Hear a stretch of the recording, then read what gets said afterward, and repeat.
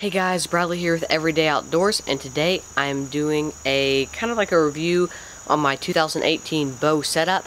And be sure to stay tuned to the end because I have a really exciting announcement that I want to share with you guys.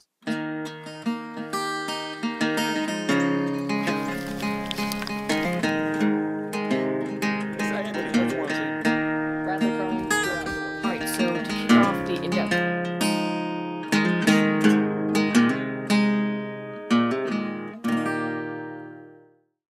brought to you by Hunter's Cloak.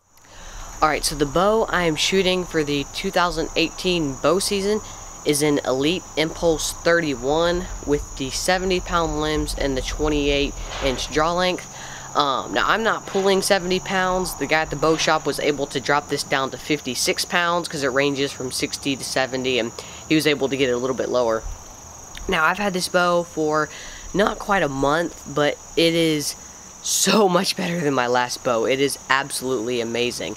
It didn't come with anything on it except for the limb savers, the little cushiony parts, but I mean, the quality of this bow surpasses my bear in every way. It is just, I mean, if I were to compare my bear now, I would say my old bear is like a 2006 Ford, and this thing is like a 2019 Chevy Silverado. Now, I'm sorry if you don't like those companies, but you get the point. But it's just in every way this bow is superior. Even down to the details like the wooden grip, I absolutely love this bow. I have it outfitted with a Q80 Ultra Rest Hunter, a Trophy Ridge React H.5 sight, and an H.P.A archery camera mount stabilizer. If you guys probably saw this review a while back. If you want to go check out the review, I'll link it below. I really like this stabilizer.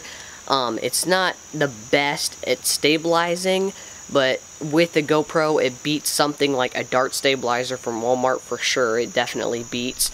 And I've always got the option to add that extra camera angle on there. And you can put a phone, GoPro, whatever. But if you want to check out the full review, you can go watch that. Now, this sight is great. I really love this sight. It is multiple pin instead of a single pin, which I know is really popular.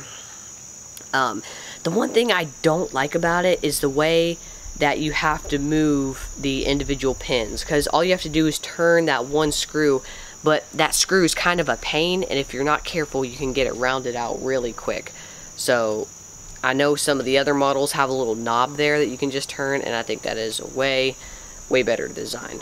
Now, this rest, this is the lower end Q80 rest, but it's smooth, it's quiet, it works great. I have no problems with it. It's just not quite as fancy as the upper models. For a quiver, I have just a 4-arrow Trophy Ridge detachable quiver, nothing fancy there. I'm using a stringless peep instead of, like on my bear, I had a stringed peep. So far, I don't have much of a preference. This thing seems to be working great. The broadhead I'm using is the G5 MONTEC carbon steel. It's the broadhead I've pretty much always shot since I started bow hunting. I do not think it's possible to break that broadhead by shooting a deer. So I think that's a great broadhead. The thing I don't like is it's not real big. I know it's not as good for the amount of blood that comes out. The exit wound doesn't have the greatest cutting diameter. But I think the next broadhead I might get might be like a Havoc, an expandable broadhead, because I've never tried an expandable with my compound. So that's everything that I have on my bow this year. This is pretty new. Like I said, I've only had it for a month, and I got it brand new from Ridge Road Outdoors. I'll leave a link down below so you guys can go check out their website.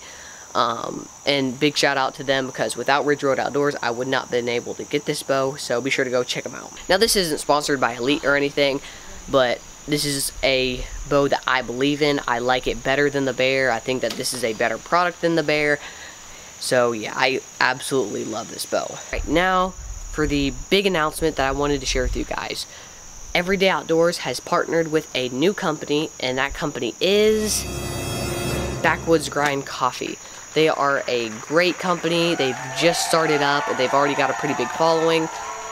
One thing that's great is not only do they sell coffee, but they also donate money to conservation groups. So it's coffee with a cause. They're great people. I've only been working with them for a couple of days, and they're super nice. I really like them. I'll leave the link down below for you guys to go check them out. So yeah, be sure to go check them out, go follow them on Instagram, and go see what they're all about.